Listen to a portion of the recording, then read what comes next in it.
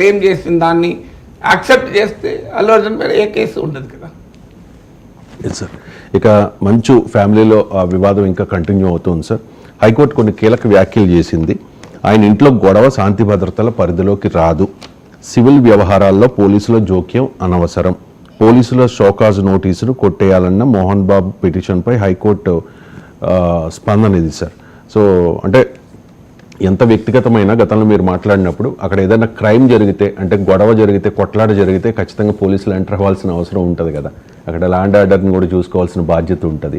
And media అంటే వాళ్ళే road మీద పడినప్పుడు మీడియా కూడా కవరేజ్ చేయాల్సిన బాధ్యత, అంటే ఏమవుతుందని జనాలకు ఇంట్రెస్ట్ ఉంటుంది కాబట్టి అక్కడికి వెళ్ళారు. అండ్ ఈ మీడియా అత్యుత్సాహం అని కూడా కొంతమంది కమెంట్ చేస్తున్న పరిస్థితి. అంటే ఇప్పుడు మీకు ఫండమెంటల్ ప్రిన్సిపల్ సివిల్ అంశాల్లో పోలీసులు జోక్యం చేసుకోకూడదు. ఇద్దరు వ్యక్తులకు ఆస్తి తగాదా ఉంటే అది పోలీస్ స్టేషన్లో తేలేది కాదు. చాలా సందర్భాల్లో పోలీస్ స్టేషన్లో సెటిల్మెంట్ అవుతున్నాయని మనమే విమర్శిస్తుంటాం. ఆస్తి తగాదాలు సివిల్ మ్యాటర్స్ కనుక పోలీసులకు సంబంధం లేదు. సో అందువల్ల పోలీసులు అక్కడ ఏదైనా ఆ సివిల్ డిస్ప్యూట్ కాస్త క్రైమ్కు కనుక రిజల్ట్ అయితే, if it results in a crime then police will enter. కానీ ఇక్కడ కేవలం మోహన్ బాబు ఇంట్లో ఆస్తి తగాదా మాత్రమే అయితే ఖచ్చితంగా పోలీసులకు సంబంధమే లేదు. లా అండ్ ఆర్డర్ తర్వాత సంగతి.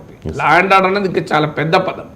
అసలు లా అండ్ ఆర్డర్తో సంబంధం లేకుండా కూడా పోలీస్ ఎంటర్ అవుతుంది ఎప్పుడు, if there is a crime involve. Civil dispute క్రైమ్కి దారి తీయచ్చు. ఇప్పుడు మీరు నాకు ₹1,00,000 ఇచ్చారు, నేను మీకు ₹1,00,000 రిటర్న్ ఇయ్యనన్నాను, మీరు వచ్చి నన్ను గల్లబట్టి వసూలు చేశారు అనుకోండి, ఫిజికల్ అసాల్ట్ కనుక క్రైమ్ అవుతుంది. డిస్ప్యూట్ సివిల్, మీరు నాకు ₹1,00,000 ఇచ్చారు, నేను మీకు ఇస్తలేను, అది that is a civil dispute. మీరు నా పైన పోలీస్ స్టేషన్లో మీరు కేసు పెడితే తప్ప అది కూడా నన్ను చీటింగ్ చేశారని, క్రైమ్ కూడా చీటింగ్ కూడా క్రైమ్ కనుక మీరు ఎస్టాబ్లిష్ చేస్తే అప్పుడు అవుతుంది. కానీ ఫిజికల్ అసాల్ట్ చేశారనుకోండి డెఫినెట్గా క్రైమ్, డైరెక్ట్ క్రైమ్ అవుతుంది. సో అందువల్ల అక్కడ సమస్య ఏమొచ్చింది, మా ఓవర్ మీద ఎవరు దాడులు చేసుకున్నారని కదా. ఇప్పుడు ఇదే హైకోర్టు తీర్పులో బౌన్సర్లను ఉండకూడదని కూడా తీర్పిచ్చింది. సో అందువల్ల there is a civil dispute that are the crime overtones. ఇప్పుడు మరి వాళ్ళు ఎవరు కంప్లైంట్ ఇచ్చారో తెలియదు. ఇప్పుడు మన దగ్గర ఏ కంప్లైంట్స్ లేకుండా మనం కామెంట్ చేయలేము. పోలీసులకు కంప్లైంట్ ఇచ్చారా, ఇప్పుడు నాకు భద్రత కల్పించని కూడా మోహన్ బాబు అడిగాడని. మరి సివిల్ డిస్ప్యూట్ అయితే భద్రత అనే ఇష్యూ రాదు కదా. భద్రత సివిల్ డిస్ప్యూట్స్ కాదు, భద్రత క్రైమ్ ఉంటేనే భద్రత కదా. మరి మోహన్ బాబు ఎందుకు భద్రత అడిగాడు, ఈవెన్ మంచి మనోజ్ కూడా పోలీస్ స్టేషన్లో వెళ్ళాడని ఇవన్నీ అంటున్నారు. సో అందువల్ల బేసిక్ ప్రిన్సిపల్ ఏంటి, ఇఫ్ ఇట్ ఈస్ ఏ ఆస్తి వివాదమే అయితే అది పోలీసులకు సంబంధమే లేదు, పోలీస్ వ్యవహారము కాదు, ఈవెన్ మీడియా వ్యవహారం కూడా కాదు, అన్లెస్ అది కోర్టులో ప్రొసీడింగ్స్ అయితే తప్ప.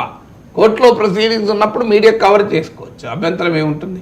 ఎందుకంటే కోర్టు ఇది ఓపెన్ కోర్ట్, సీక్రెట్ కాదు. అన్లెస్ ఇన్ కెమెరా విచారణ అంటారు, అంటే సీక్రెట్, అది ఓన్లీ విత్ ఇన్ 4 walls విచారణ జరుగుతాయి. సాధారణంగా ఆ కోర్టులు ఇప్పుడు ఇవాళ రేపైతే లైవ్ టెలికాస్ట్లు ఇస్తున్నారు. సో అందువల్ల ఇప్పుడు ఆస్తి తగాదా కోర్టుకి వెళితే కోర్టు ప్రొసీడింగ్స్ ఖచ్చితంగా మీడియా కవర్ చేయొచ్చు, because it is news. Mohan Babu మా సినిమా కుటుంబంలో సినిమా సెలబ్రిటీ ఇంట్లో ఆస్తి తగాదా వార్త అవుతుంది కదా, విడాకులే వార్తలు అవుతున్నాయి కదా. సో అందువల్ల పెళ్ళిళ్ళు వార్త అవుతున్నాయి, ఎంగేజ్మెంట్ వార్త అవుతున్నాయి కదా.